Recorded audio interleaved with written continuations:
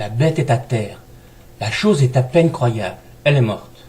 Non, il semble qu'elle bouge. Sortant de sa lente léthargie, la bête reprend vie. La voilà maintenant dans une rage folle, de toute sa puissance gesticulant. Comme si ce démon voulait se mettre sur ses pattes.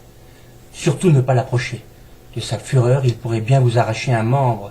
Que se passe-t-il? La brute a du mal. Malgré tous ses efforts, elle reste à terre.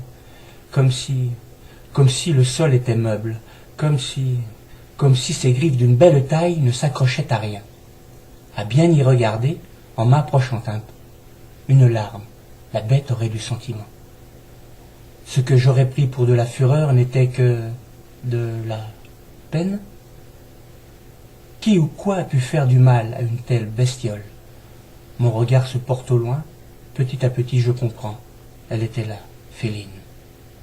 La chose aurait trouvé à qui parler? Elle était là, prête d'un bond à en finir, de son regard de jade, passant et repassant, attendant l'instant pour donner le coup de grâce. À bien y regarder, Féline ne semble pas plus puissante que cette bête. Comment a-t-elle fait? La bête tentant de se relever, regard en coin, il semblerait. La bête a peur, sa force ne lui sert de rien. Jade terrasse le monstre. D'une douceur apparente, la môme tient la bête sous son joug. Quelle volonté, la bête a peur. Les jeux me semblent faits. Aucune chance, la mort véritable du monstre n'est qu'une question de temps. La pauvre chose, auparavant si féroce, prête à en découdre, gît là, sans force, dans une agonie où la vie ne tient qu'à un souffle. Si Féline rugit encore, c'en est fait.